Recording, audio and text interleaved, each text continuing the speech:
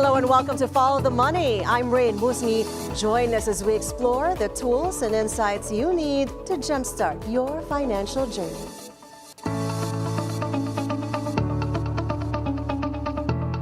Today we delve into the latest economic developments affecting the Philippines, including the Bangko Sentral ng Pilipinas' recent rate decision, the performance of the Philippine Stock Exchange Index, and the peso's trajectory. We're honored to have with us Dr. Paolo Rivera, a senior research fellow at the Philippine Institute for Development Studies, or PIDS, to provide his expert insights. Grateful you could join us, JP. Thank you so much. Yes, good afternoon, everyone.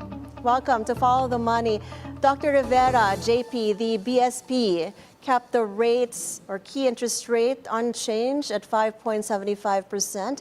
while indicating that a substantial reserve requirement ratio cut is on the horizon. What are your thoughts on this move, and do you anticipate some easing in the near future? Well, a few minutes ago, in the Monetary Board meeting of the Bangko Sentral ng Pilipinas, they have decided to keep rates at 5.75%. And this actually signals a cautious stance of the BSP, putting emphasis prioritizing inflation stability amidst the external uncertainties that the country is facing.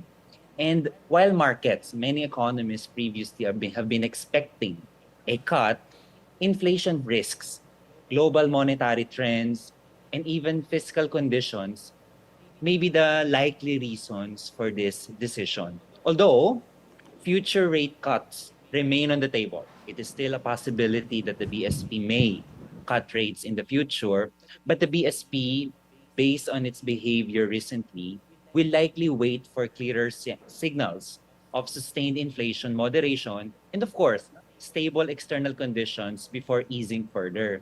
And in line with the recent pronouncement of a lower reserve requirement ratio, well, despite the rates being kept constant, a lower reserve requirement ratio would free up bank reserves, allowing our financial institutions to lend more to businesses and consumers instead of keeping funds idle with the BSP. And this move actually injects liquidity into our financial systems, supporting economic activity.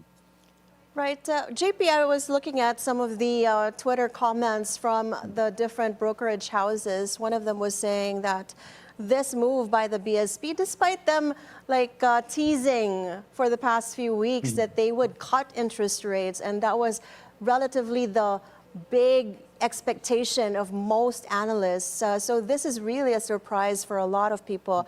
But one brokerage house was saying that this move to hold rates and signal an RRR cut in the coming days is a move to support the peso. Do you agree with that? Well, partly yes. No? Partly yes, because the peso's relative stability would also be supported by not only by the movement of the BSP, but also through other factors like robust remittance inflows, trade balance adjustments, even the active foreign exchange management of the BSP. It's an entire system that would actually attempt to manage our foreign exchange rate so that it would not shoot up to uncomfortable levels for both importers and exporters. Well, of course, we want to talk about the trade a little bit more later, but right now, the PSEi earlier jumped about 1%, but it was reacting positively because of anticipated rate cuts. Could this pause in the easing cycle by the BSP mean less enthusiastic local market investors, or could the recent rate cuts have long-term implications for the stock market or certain sectors? Of course, we're talking about the 75 basis point cut they did last year. They were anticipating another 50 basis points this year.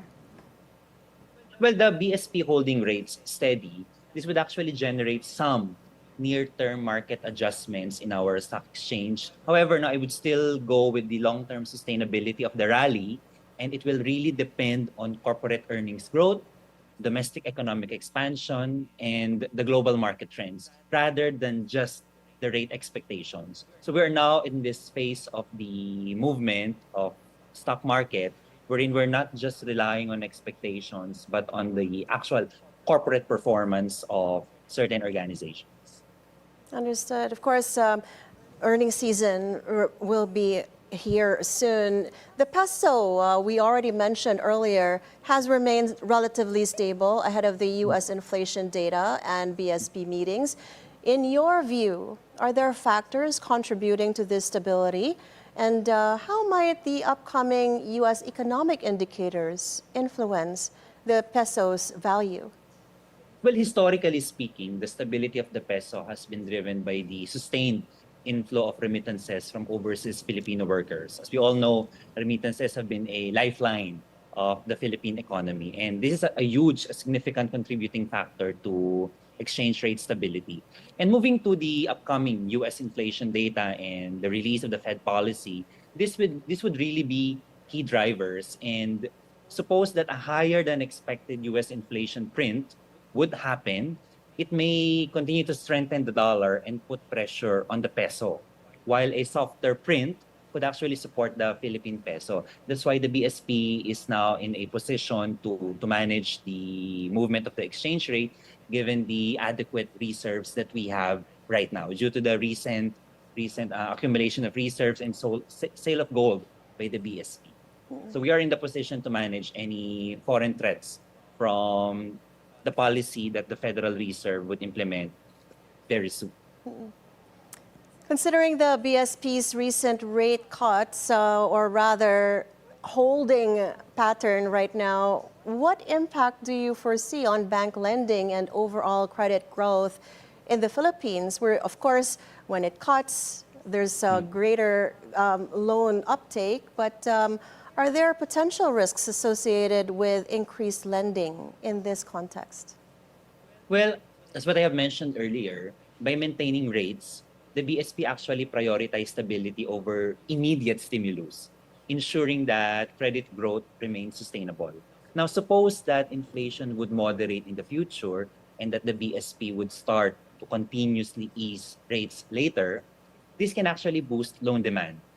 However, risks would now include potential tightening in credit conditions if enterprises or businesses, even households, hold off on borrowing in anticipation of future rate cuts. So I'll just rather wait for greater rate cuts in the near future, maybe by year end, than actually make a move, an immediate move, once the BSP starts easing. JP, have you noticed how, interest rate here in the Philippines is 5.75%, but it's lower in the US and lower still in Europe? What does that mean for businesses? Well, the relatively lower interest rates abroad would actually allow the cost of borrowing abroad better, in the better position. So there is the rates abroad tends to be more attractive because the borrowing cost is actually lower compared to the Philippines. So it should be more impetus for the multinationals to borrow abroad. Now, reports also suggest that the Philippines could lose up to $1.9 billion in exports if the U.S. implements new tariffs. How significant is this threat, or is this even considered a threat? And do you see some sectors as being vulnerable to the Trump tariffs? Well, it is actually a threat because, with the global value chain in our midst, that potential loss in exports can be a major setback, especially for industries like electronics, semiconductors, garments, even auto parts. And to mitigate these risks, it is very important for the Philippines to actually start diversifying its markets, enhance regional trading agreements so that these industries affected by the Trump economic policies could be shielded from these threats, and the Philippines would be able to better manage the changes that can occur due to these Trump policies. And we were just talking to the BOI as well as PESA, and they were already saying that they are diversifying markets, plus also brokering more free trade agreements with other countries. Hopefully that makes up for some. And yet, some exporters appear unfazed by the potential U.S. tariffs. What might be the reasons behind this confidence, and is it even justified given the current global trade environment? Well, there's always this possibility that for certain exporters, there is a strong demand for their products, particularly in non-US regions, and they're taking advantage of that. And that's the benefit of diversification. Whatever happens to the US, I will always have a backup. Second, it is also possible that these exporters have already forged certain long-term contracts protecting them from any risk that may arise during the duration of their long-term contracts. It's like they're hedging, no? Hedging in the future for what might change in US economic policies. However, no, despite all of these long-term contracts, strong demand in non-US economies, the global trade would always remain to be uncertain. Well, we do want to parse through the uncertainty. That's why we are in a chat with you, but we do have to pause for a few reminders. When we return, though, we'll explore the potential economic repercussions of political developments in the Philippines. Stay on BNC and follow the money.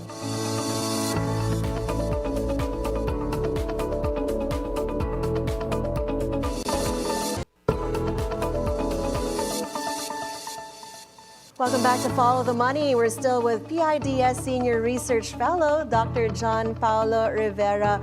JP, just with the news just in, of course, Jollibee in a disclosure saying that their foreign ownership in the company is not limited to 40% anymore, but has no limit. And then the stock price had actually gone up by about 10%. It surged for the day after being down for several days now. What do you see in this kind of behavior and trend? Well, I see this amendment as more of a room for Jollibee for strategic investments and potential foreign ownership adjustments. With the no-cap ownership of Jollibee right now, it's actually projecting to investors that you can have greater confidence in JFC's corporate governance and our long-term strategy. And as a market participant for Jollibee stocks, we can actually move towards stronger capital raising capabilities of Jollibee, potentially leading to a positive stock price reaction. That's why we can see that after that announcement, the stock price of Jollibee actually surged up. And is this something that you would encourage other companies to do as well, especially the multinationals here in the PSE? That would depend. That would depend on the strategic direction of the company. I mean, as far as Jollibee is concerned, I can see that their objective is really to project a certain image that we have good corporate governance and we have the capability to generate funding or equity funding for our company. All right. Thank you so much for addressing that particular bit of news. Of course, it's creating a lot of buzz on Twitter and elsewhere. But back to our original set of our original agenda. Of course, when it comes to image, the recent impeachment proceedings against the vice president have been downplayed in terms of economic impact. Do you agree with this assessment, or could there be underlying economic consequences? Well, scholarly literature has actually established that political risks generate economic risks. And while the impeachment proceedings are largely seen as a political rather than economic, the prolonged instability may erode investor confidence to the Philippines.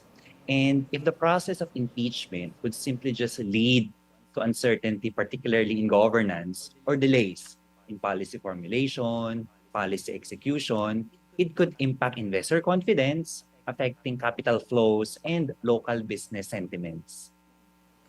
Great way of putting it. Of course, we also have the midterm elections approaching.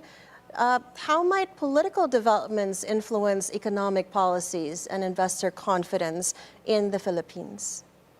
Well, as election year, as 2025 is an election year, spending is actually high, which is good for the economy. However, the election itself often brings about expectations on policy shifts and regulatory uncertainties. And there will be a lot of issues to watch out for, like, for example, tax reforms. Will the infrastructure spending continue? Will the investment incentives continue? Will there still be fiscal discipline given the new set of leaders? And with this, investor sentiment would always be affected. It will fluctuate depending, of course, on the rhetoric of the elections and who would be winning these upcoming midterm elections. Meanwhile, Dr. Rivera, JP, you've actually just came from a macroeconomic briefing at the PIDS, and your economic policy monitor emphasized that there's a critical role of the middle class, is that correct, in driving economic growth and fostering social mobility. What specific policies should the government implement to strengthen and expand the middle class in the Philippines?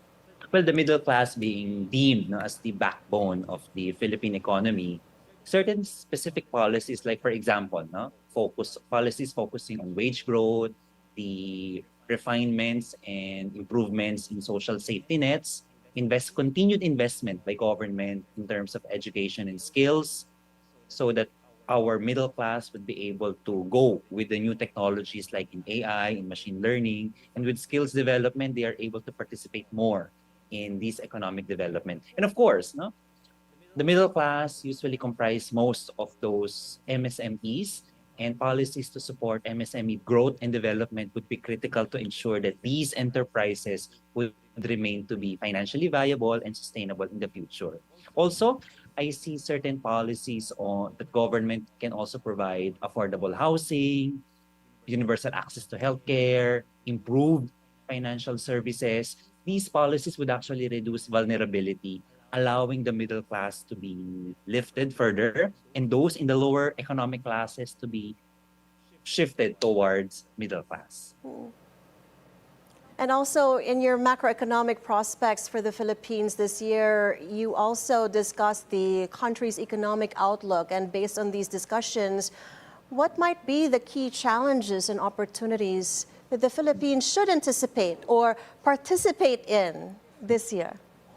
Well, regarding challenges, as what I have mentioned earlier in the macro briefing, I am very much concerned with global risks, those uncontrollable risks happening outside the Philippines. Because, for example, any geopolitical conflicts happening, for example, in the Middle East, would actually impact oil prices. And the Philippines being an import-dependent economy, depending on oil, it would really generate inflationary pressures, which we do not like. So, being anticipatory and preparing for the repercussions of global risk would be very helpful. And it's very challenging to do that because it is beyond our control.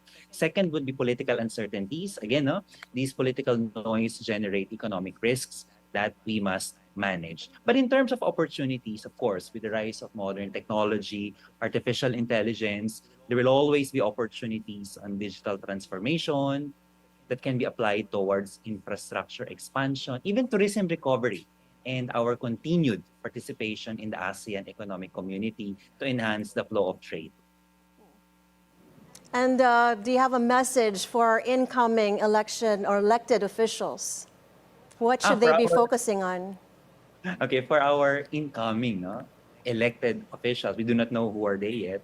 I would really recommend putting emphasis on uplifting those fellow Filipinos in the fringes of society through proactive policies that would allow them to have income-generating opportunities, job opportunities, and for them to be able to participate in economic productivity. And being the new leaders, our country needs all the effective legislations to make all of these happen.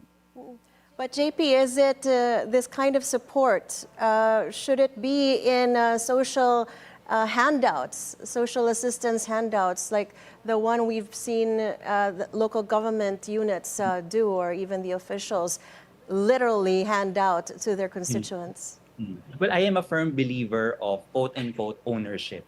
And it would be more sustainable. Productivity would be more sustainable if the productivity would emanate from the Filipino people themselves. That they are proud of the work that they do. They are proud that they are able to contribute to economic productivity on their own pace, on their own accounts. So rather than having to rely on any padrino, is that right? Give them the employment that they need. Give them quality jobs, and they would be able to stand on their own.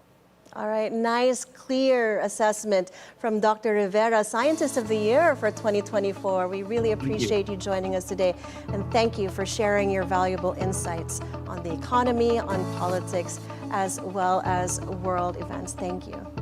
Thank you very much. Until next time. Until next time. And as we've discussed, while recent monetary policies aim to stimulate growth, external factors like potential U.S. tariffs and political dynamics present challenges that require careful navigation. And that is it for today's edition of Follow the Money. I'm Raine Musñgi. Thank you so much for watching. Keep it here on BNC, the Bilyonaryo News Channel, always on time.